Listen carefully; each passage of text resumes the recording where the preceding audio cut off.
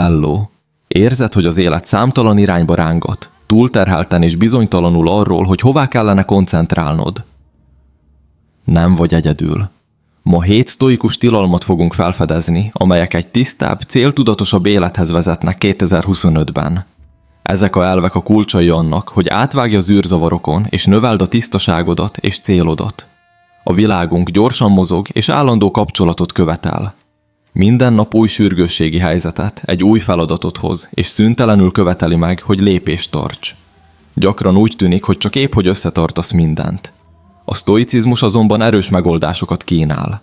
Tanít minket arra, hogy alkalmazzuk a perspektíváinkat, fejlesztve ellenállónkat, koncentrációnkat és békénket.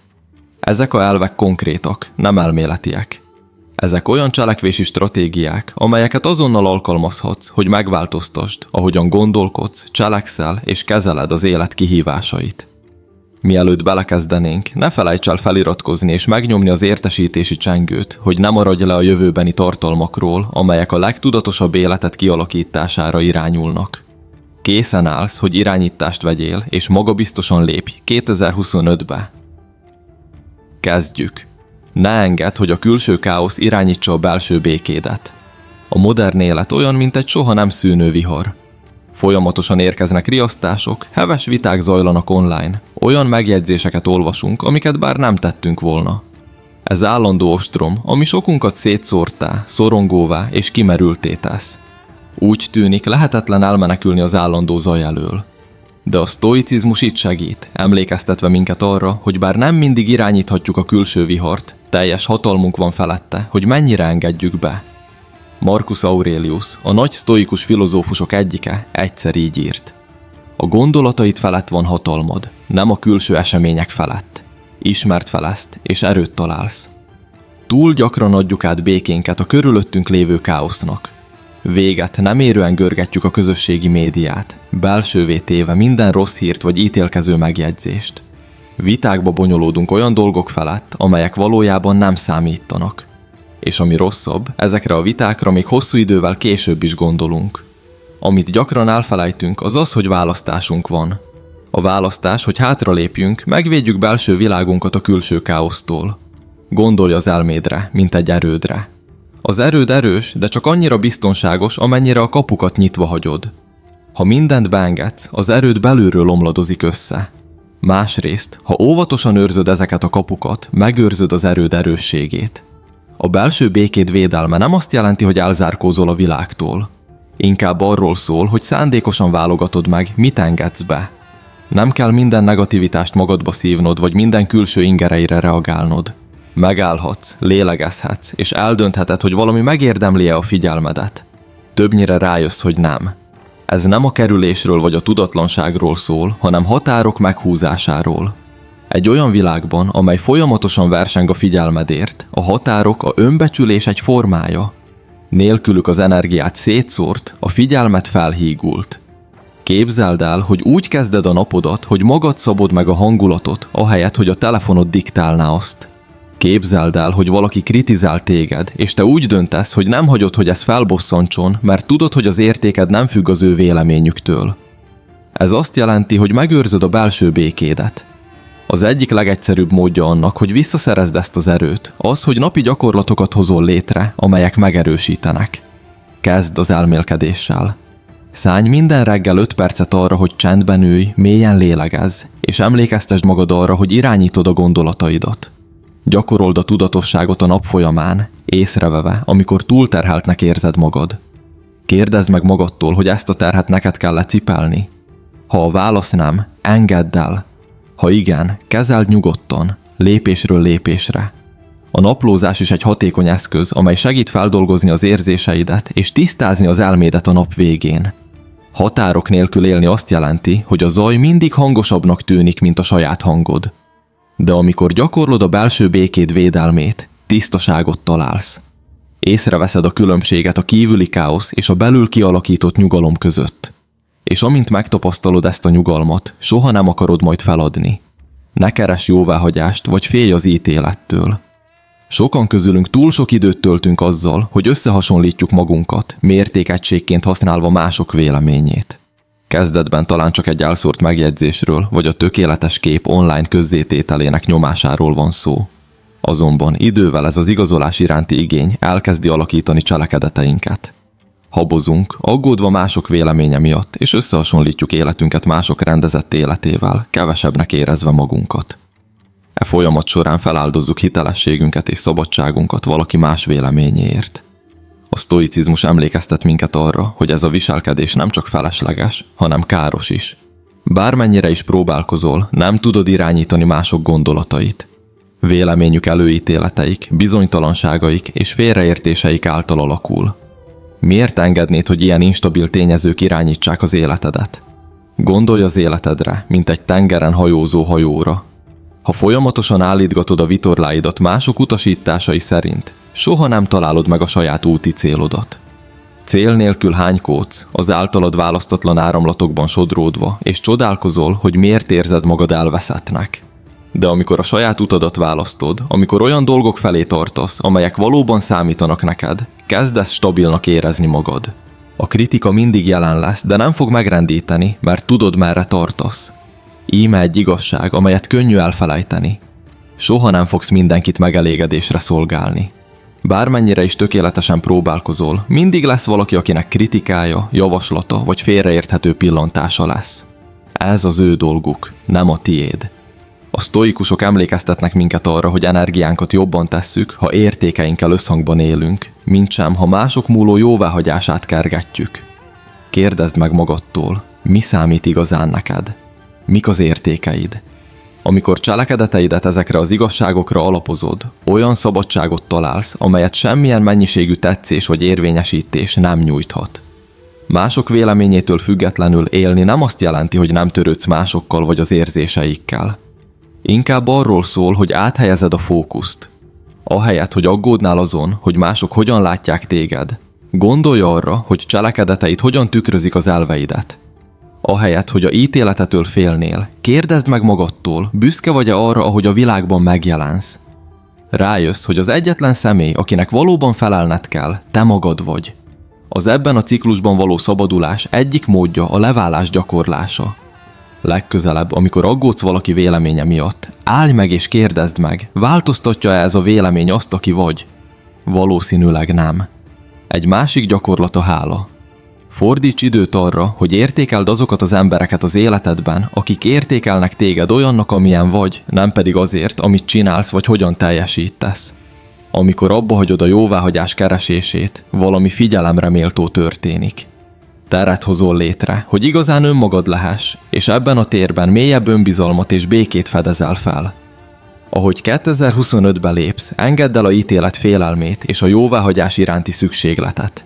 Járj a saját utadon, és hagyd, hogy a tetteid magukért beszéljenek. Ne hagyj a figyelmen kívül a jelen pillanatot. Csábító lehet máshol élni, mint itt.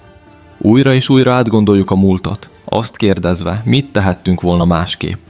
Úgy tűnik proaktív, mintha az aggódás és a túlgondolkodás irányítást adna nekünk olyan dolgok felett, amelyek már megtörténtek, vagy még nem történtek meg.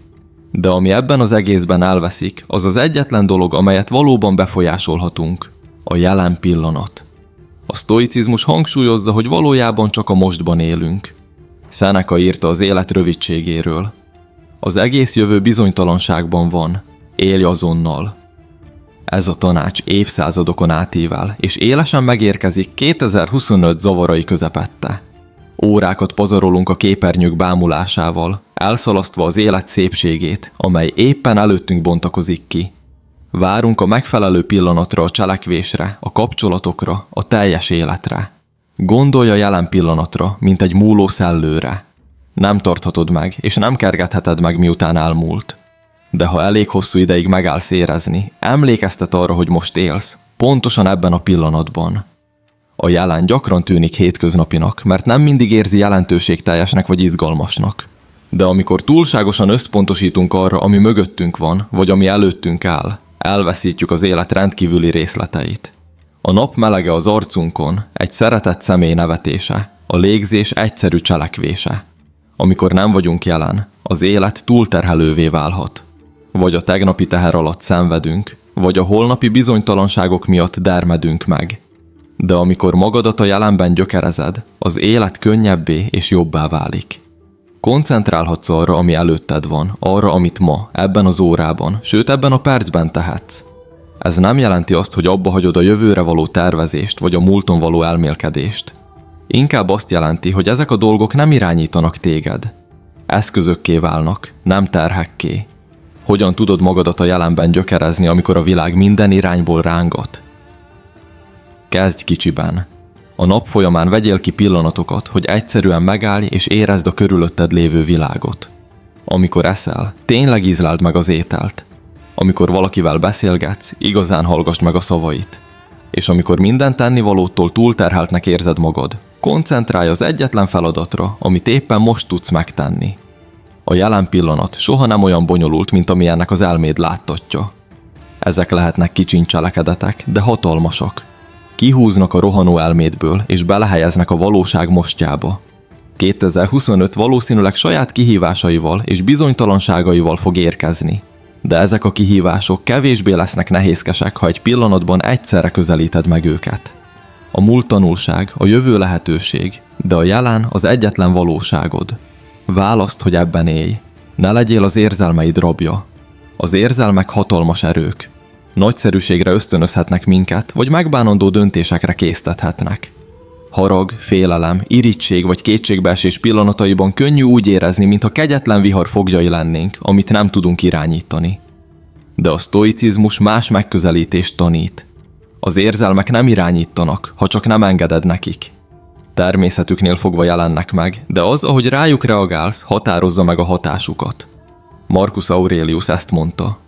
Az elméd felett van hatalmad, nem a külső események felett. Ismerd fel ezt, és erőre találsz. Ez a bölcsesség közvetlenül alkalmazható az érzelmi húzódozásokra. Az érzelmek múlandók.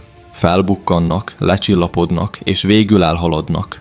De ha korlátlan hatalmat adunk nekik, akkor alakíthatják tetteinket, megterhelhetik kapcsolatainkat, és elhomályosíthatják ítélő képességünket.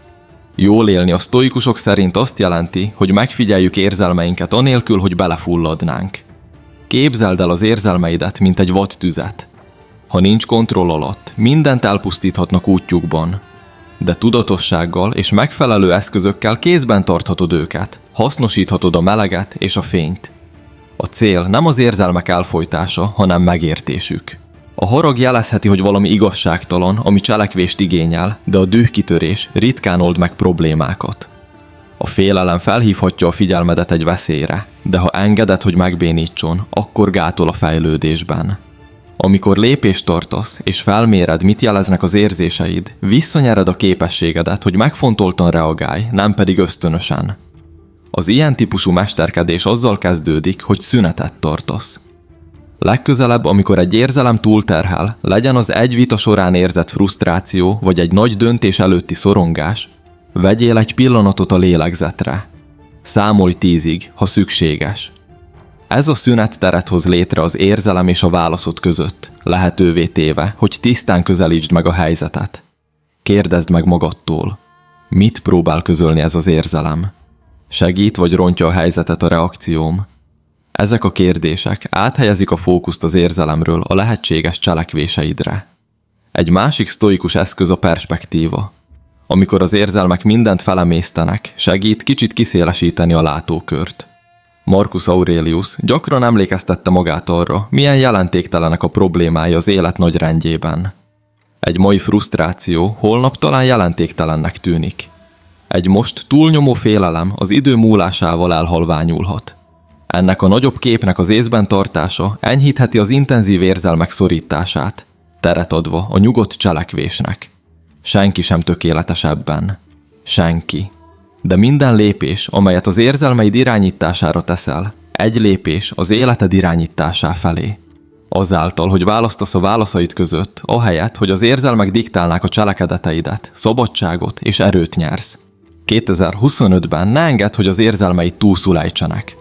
Használd őket útmutatóként, nem uralkodóként, és figyeld meg, mennyivel kiegyensúlyozottabbá válik az életed. Ne veszítsd el az alvásodat felesleges dolgokért. Könnyű elhinni, hogy a több boldoggá tesz minket. Az legújabb kütyű, nagyobb ház, ruhatár, tele ruhákkal. Ezeket siker jelképeként, jól élt élet szimbólumaiként árulják nekünk. De ha ez igaz lenne, miért érzik mégis annyian magukat nyugtalanul, annak ellenére, hogy annyi mindenük van? A mai élet végtelen felhalmozásra ösztönöz, de a sztoicizmus azt tanítja, hogy a megelégedettség nem a több birtoklásából, hanem a kevesebb vágyból fakad. Epiktétosz, a sztoicizmus éles eszű hangja egyszer azt mondta: a gazdagság nem a nagy birtoklásban, hanem a kevés vágyban rejlik. Minél többet halmozol fel, annál többet kell kezelned, karbantartanod és védened. A birtokok kezdenek téged irányítani, nem fordítva. A következő vásárlás után kutatsz, abban a hitben, hogy ezt tesz teljessé, csak hogy rájöjj. Az elégedettség érzése múlandó. Ez a vágy, szerzés, üresség érzése nem csak kimerítő. Eltereli a figyelmedet arról, ami valóban számít. Képzeld el az életedet, mint egy kertet. Ha túl sok növényt ültetsz, a talaj túl zsúfoltá válik, és az egyes virágok szépsége elveszik a káoszban. Ugyanez vonatkozik az életedben felhalmozott dolgokra is. Amikor túl sok minden vesz körül, nehezebb összpontosítani arra, ami valóban örömet vagy értelmet hoz. Az egyszerűség tisztaságot, hálát és békét kínál.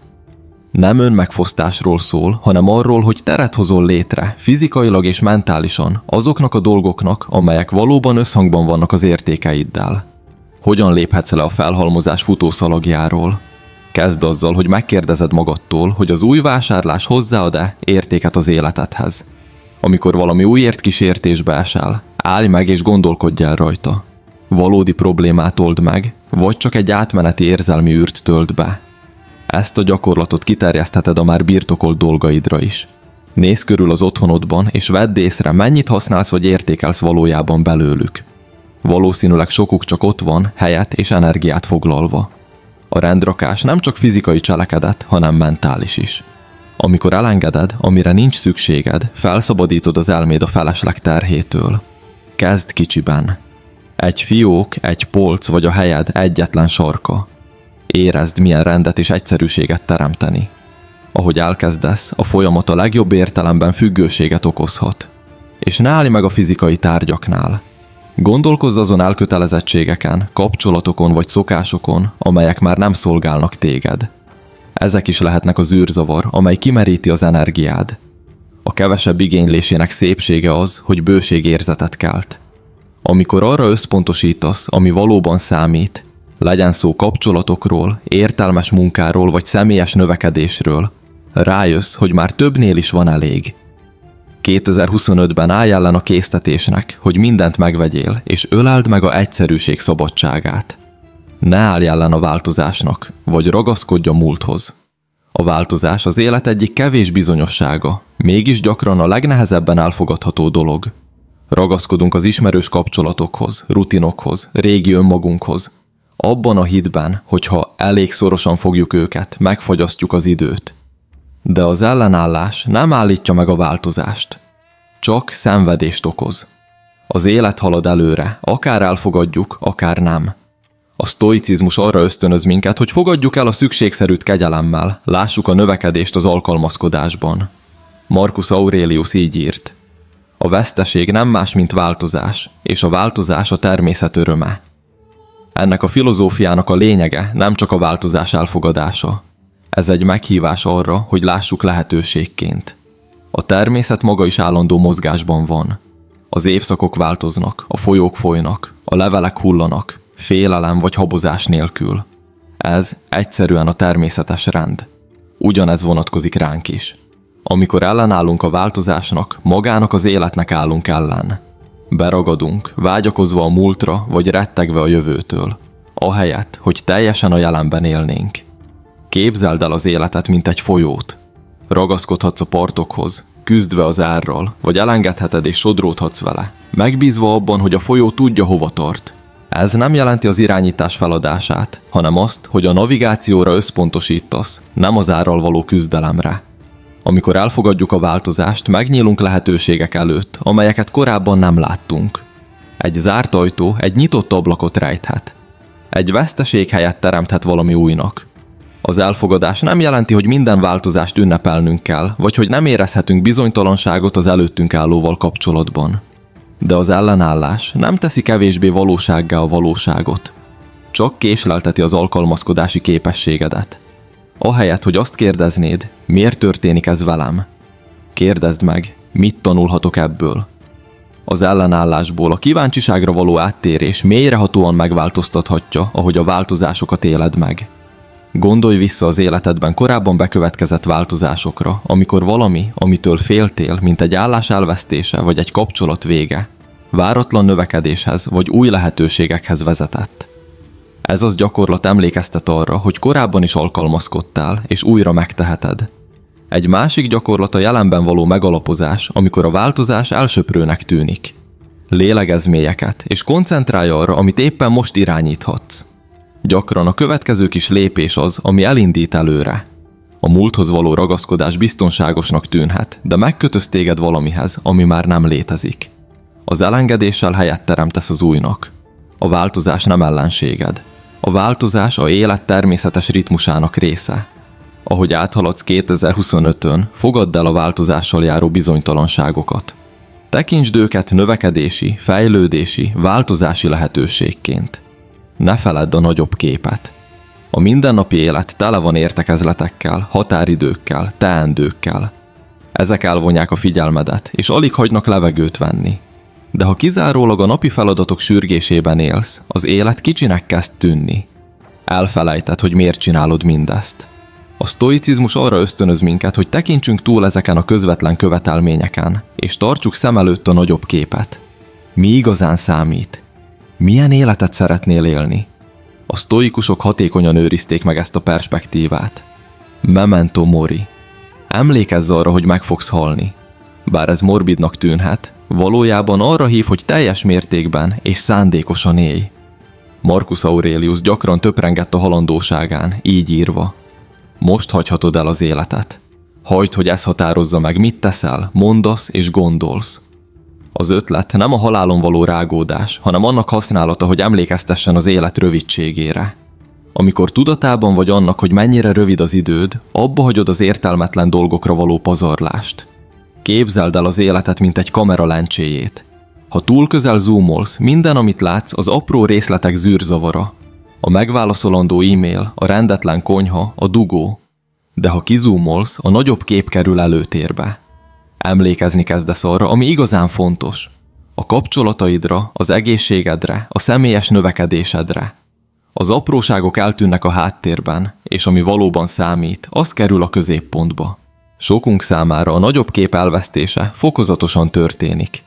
Túl sok kötelezettséget vállalunk, olyan célokat kergetünk, amelyek nem tükrözik valódi értékeinket, és egy nap arra ébredünk, hogy elfoglaltak vagyunk, de nem teljesültek. Ennek elkerülése érdekében rendszeresen lépj hátra, és gondolkozz el. Tényleg arra fordítod az idődet, ami igazán számít. Cselekedeteid összhangban vannak-e az értékeiddel? A rendszeres visszatekintés nem igényel sokat. Naponta néhány perc, vagy hetente 1 óra csodákat tehet. Egy gyakorlati módszer a nagyobb képre való összpontosításhoz az életértékek listájának megalkotása. Írd le, mi a legfontosabb számodra. Család, kreativitás, egészség, szolgálat vagy bármi, ami jelentőséget jelent számodra. Amikor túlterheltnek érzed magad, vagy túl sok irányba húznak, látogasd meg újra ezt a listát. Hagyd, hogy ez vezesse döntéseidet. Ha valami nem áll összhangban az értékeiddel, fontold meg, vajon megéri-e az idődet és energiádat. A nagyobb kép szem előtt tartásával nem azt jelenti, hogy figyelmen kívül hagyod a kis dolgokat. Inkább az azonnaliakat egyensúlyozod azok nagyobb jelentőségével. Napi cselekedeteid, bármennyire is hétköznapiak, az örökséged építő elemei. 2025-ben kapcsold össze a kicsiny dolgokat valami nagyobbal. Amikor arra összpontosítasz, ami valóban számít, az élet gazdagabbá, teljesebbé és céltudatosabbá válik. Köszönjük, hogy velünk tartottál ebben a csodálatos utazásban a 2025-ös jobb élet 7 sztoikus tilalmával. Reméljük, hogy ezek az ötletek segítenek neked életet teremteni céllal, békével és erővel. Emlékezz, a jobb élet nem a kihívások elkerüléséből ered, hanem abból, ahogy szembenézel velük. Ha hasznosnak találtad ezt a videót, ne felejts el lájkolni, feliratkozni és megosztani valakivel, aki profitálhat egy kis sztoikus inspirációból.